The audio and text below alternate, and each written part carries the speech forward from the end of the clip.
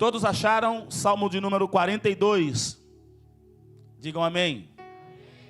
Está assim escrito o texto sagrado: como o servo brama pelas correntes das águas, assim suspira a minha alma por ti, ó Deus. A minha alma tem sede de Deus, do Deus vivo.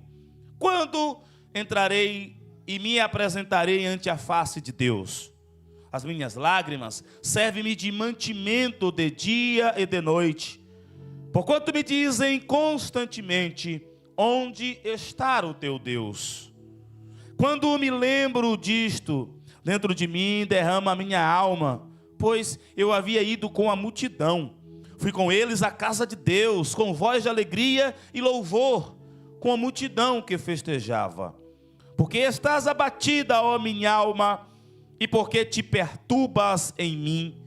Espera em Deus, pois ainda o louvarei na salvação da sua presença. Ó meu Deus, dentro de mim a minha alma está abatida. Portanto, lembro-me de ti desde a terra do Jordão, e desde o Hermon, e desde o pequeno monte. Um abismo chama outro abismo, ao ruído das tuas catadupas, todas as tuas ondas e vagas têm passado sobre mim. Contudo, o Senhor mandará de dia a sua misericórdia, e de noite a sua canção estará comigo, a oração ao Deus da minha vida. Direi a Deus, a minha rocha: por que te esqueceste de mim? Porque ando angustiado por causa da opressão do inimigo, como com ferida mortal em meus ossos me afrontam os meus adversários, quando todo dia me dizem: onde está o teu Deus? Porque está abatido a minha alma, e porque te perturbas dentro de mim? Espera em Deus, pois ainda o louvarei. Ele é a salvação da minha face e o meu Deus. Diga para a tua alma: a salvação já chegou. Você pode louvar, a salvação já chegou. Meus queridos amados irmãos, o salmista, quando vai dormir, não consegue dormir o sono dos justos. Quando vai dormir, não consegue dormir, e a causa da insônia não é a cama, que pode não ser das mais confortáveis, se é que ele esteja em uma cama. Quando ele vai dormir, ele não consegue dormir. Ele até fecha os olhos, mas não consegue dormir. Há quem diga que para dormir a gente tem que fingir que está dormindo para poder dormir. E não adianta ele fingir que está dormindo, que não consegue dormir. Então ele, ativo que é, começa a matutar, como diz no Nordeste do Brasil, a pensar de maneira mais acurada e mais acelerada, porém, de maneira mais cansada. Ele começa a pensar em soluções para os problemas que o aflige, e na verdade ele não encontra a solução para esses problemas. E enquanto ele está tentando dormir, sem dormir e precisando dormir, ele começa a pensar nas soluções ou possíveis soluções dos seus problemas, e ele começa a ver que os seus problemas parece que não terão soluções. Parece que os seus problemas vão o matar. Parece que os seus problemas vão enterrar a sua história. Então ele começa a lembrar o que as pessoas estão falando para ele. As pessoas estão falando para ele: olha, cadê o teu Deus? Onde está o teu Deus? Onde está o teu Deus que colocou no trono? Onde está o teu Deus que sempre te protegeu? Aonde que ele está agora? Então ele começa a chorar de maneira amarga, e chora tão forte que as lágrimas as lágrimas molham todo o ambiente onde ele está. Se está deitado, molha aonde ele está deitado. Vocês vão entender que ele não está numa cama. Se está deitado em uma grama, molha a grama. Acrescenta a grama, além do orvalho que Deus manda, ele acrescenta à grama as suas lágrimas. Lágrimas de dor, lágrimas de angústia, lágrimas de tristeza profunda. Então você pode, ao avaliar o texto, falar: pastor, o salmista está deprimido. E eu sou tentado, forçado, melhor dizendo, a acreditar em você. O salmista está desesperado, deprimido, porque ele tem um problema que não sabe se será resolvido.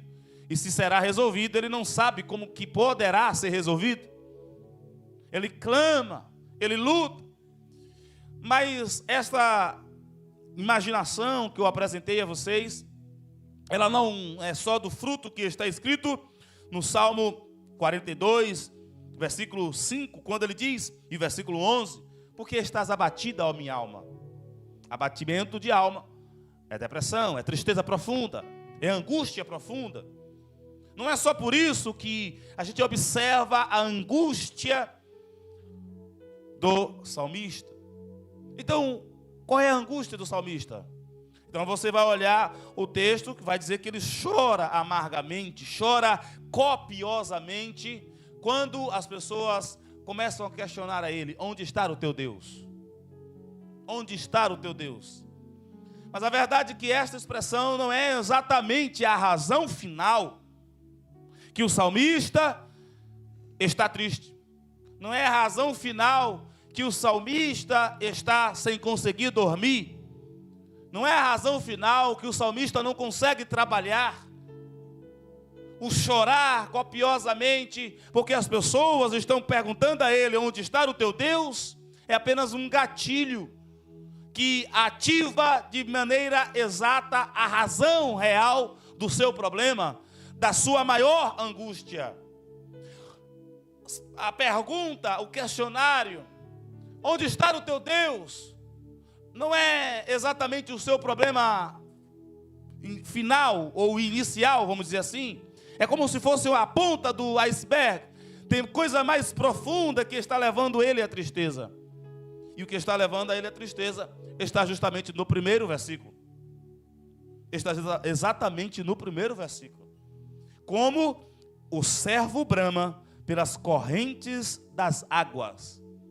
Servo é um animal que vive nas regiões, em algumas regiões, entre elas a região de Israel, do Oriente Médio, que anda muitas vezes em lugar desértico, e quando a sede ataca, ele fica tão ansioso para ter água, que ele acelera, e se percebe que já descobriu onde vai ter água, ele acelera, e quando não sabe aonde tem água, ele fica ansioso, ele fica nervoso, ele fica desejoso para ter correntes de água.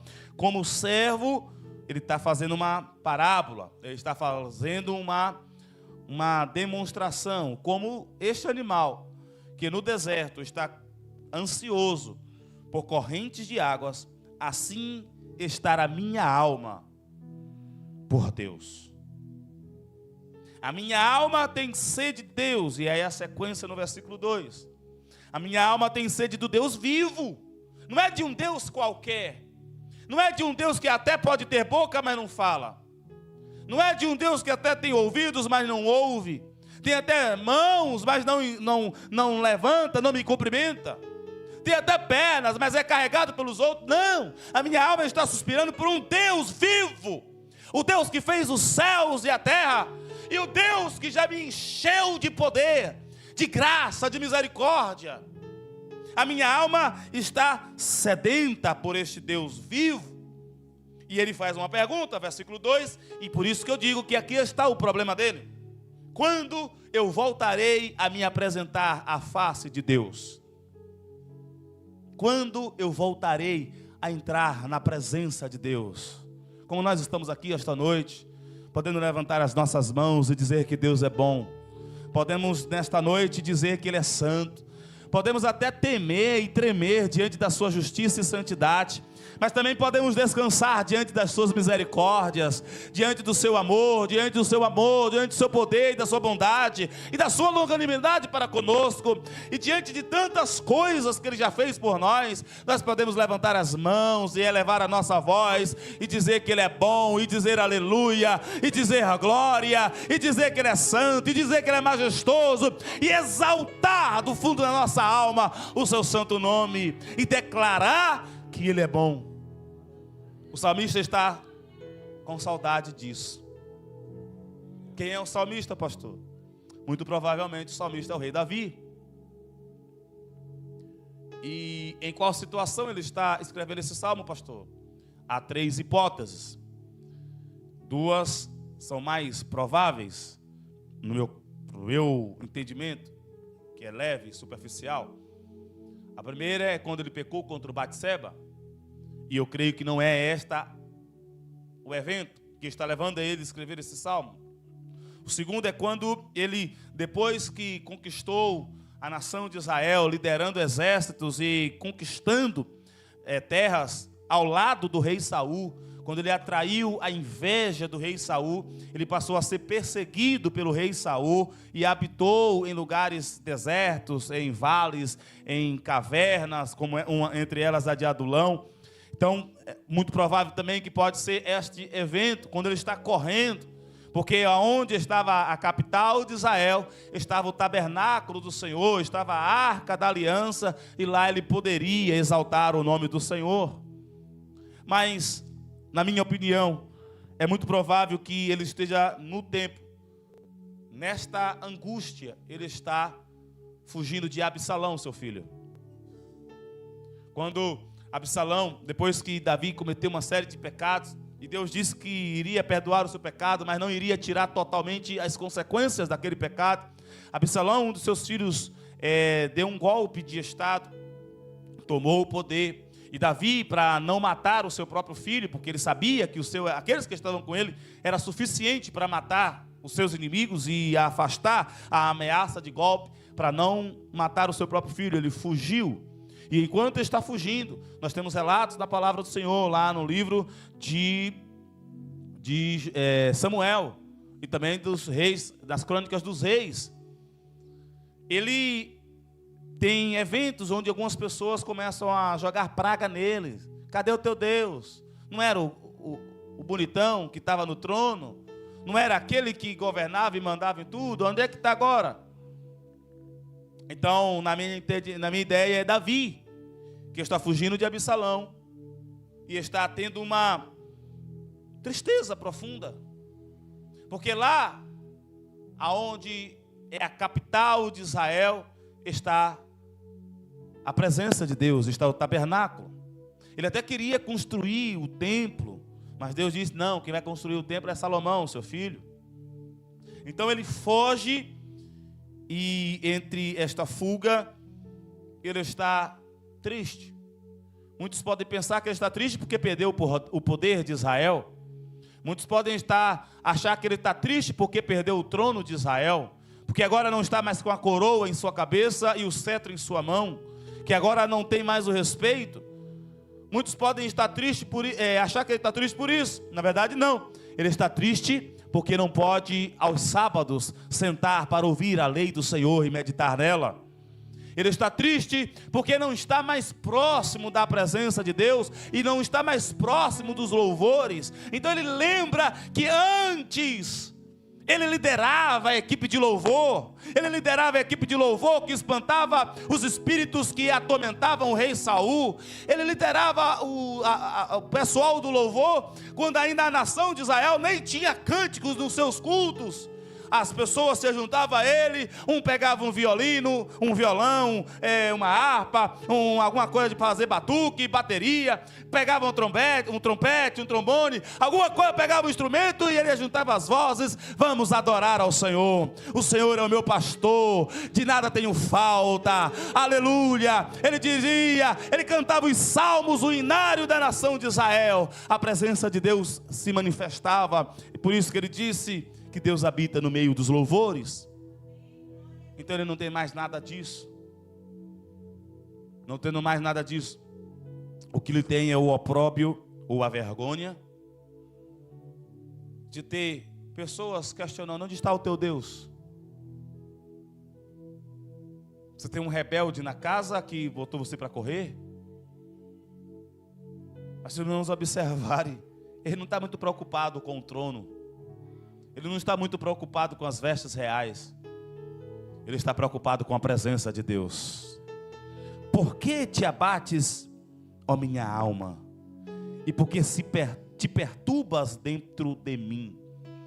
Irmãos, é interessante que Davi ele está conversando com ele mesmo. Ele não está pregando para a pessoa que está do lado dele. Ele não está pregando para o seu general de guerra que o acompanhou na fuga. Ele não está pregando para os seus inimigos. Não, ele está pregando para ele. E muitas das vezes nós precisamos olhar para nós e perguntar: por que te abate, ó minha alma? Por que te abates? Por que você fica se perturbando? Veja que não são os problemas que estão perturbando Davi, é ele que está se perturbando. Veja o que o Senhor Jesus disse em João, Evangelho segundo escreveu João, se não me engano, capítulo 14 ou 15. Não se turbe o vosso coração. Não se turbe, não atribule o teu coração, não atribule a sua alma. Creia em Deus, creia também em mim. Então Davi disse: olha, por que você está se perturbando aí? Ô rei Davi, por que você está angustiado? O teu Deus é o Criador dos céus e da terra. O teu Deus é o que levanta e abate, e também exalta o que foi abatido. O teu Deus é quem dá tronos e tira tronos. O teu Deus é quem dá a presença e tira a presença. O teu Deus é quem dá vida, tira a vida e torna a dar a vida de novo. Por que está te abatido, ó rei Davi? Espera em Deus. Espera em Deus. A coisa mais importante de uma pessoa em relação às promessas de Deus, em relação à comunhão com Deus, em relação a viver vitoriosamente, é saber esperar em Deus. Espera em Deus, pois ainda o louvarei. Eu creio que Davi se convenceu com sua pregação para si mesmo, porque logo na sequência matam Absalão, entendendo que esse salmo é associado a este evento. Ele volta para o trono e volta carregado à força, porque ele está até chorando, porque o filho morreu. Mas teve que chegar um e dizer: olha, eu sei que seu filho morreu, mas você acabou de ganhar uma vitória, o trono está de volta na sua mão. Mas minha preocupação não era o trono, minha preocupação era a presença de Deus. E eu já tenho a presença de Deus. Então eu posso chorar o luto do meu filho. O que estava me angustiando não era o trono, o que estava me angustiando é a falta de presença de Deus. O que tem deixado as pessoas em clínicas psiquiátricas, o que tem deixado pessoas escondidas em seus próprios quartos, o que tem deixado pessoas angustiadas que não conseguem dormir, mesmo tomando remédio para dormir, o que tem deixado pessoas sem foco no seu trabalho, em 99,99% seguramente é porque não tem a presença de Deus, é porque não desfruta da presença poderosa, suficiente, majestosa do Deus Altíssimo. Davi disse: espera, eu ainda o louvarei. Davi o louvou a Deus, ele foi restaurado ao trono, ele voltou a adorar com os adoradores, ele voltou a sentir a presença de Deus sem a preocupação de um golpe. Ele voltou a estar diante de Deus, a ouvir a voz de Deus, diante do povo de Deus, da casa de Deus, com o povo de Deus, adorando com o povo de Deus. Mas aquilo que ele pediu só veio anos e anos depois. Atendeu quando veio Jesus de Nazaré. Quando Jesus veio, Jesus cumpriu a oração de Davi. Porque está batido a minha alma, e porque te perturbas em mim, espera em Deus, pois ainda o louvarei, na salvação da sua esperança. Veja aqui, é o versículo 5, mas no versículo 11. Porque está batida a minha alma? Mesma pergunta. Espera em Deus, pois ainda o louvarei. Versículo 5. Eu ainda o louvarei na salvação da sua presença. Versículo 11. Pois ainda o louvarei. Ele é a salvação, a minha salvação. Jesus já morreu na cruz do Calvário. A pedra já foi ferida. A água abundante, ou as águas abundantes já saíram no dia de Pentecoste, que é o Espírito Santo.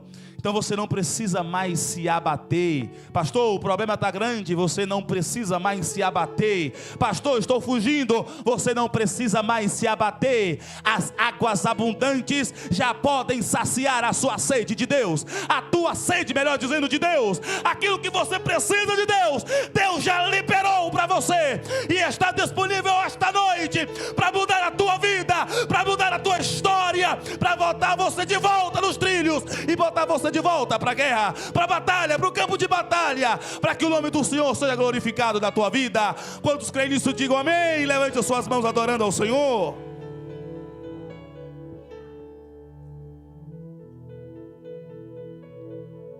A salvação já veio, irmãos. É natural Davi dizer: espera no Senhor, pois ainda o louvarei. É natural do crente dizer: eu vou louvar o Senhor, porque a minha salvação já veio.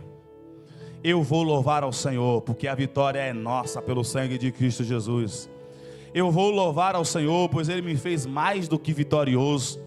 Eu vou louvar ao Senhor, porque nele sou mais do que vencedor. Eu vou louvar ao Senhor, porque tudo posso naquele que me fortalece. Eu vou louvar ao Senhor, eu vou louvar ao Senhor, porque eu creio que Ele vai entrar na minha história e vai mudar a minha vida. E esta mudança é a partir de agora, quando você tem a mente de Cristo, uma mente de vitória e de certeza de salvação. Pastor, o problema do rei Davi não era perder o trono? Não. Davi nunca quis ser rei, irmão. Se você observar, Davi queria mais ser levita do que ser rei.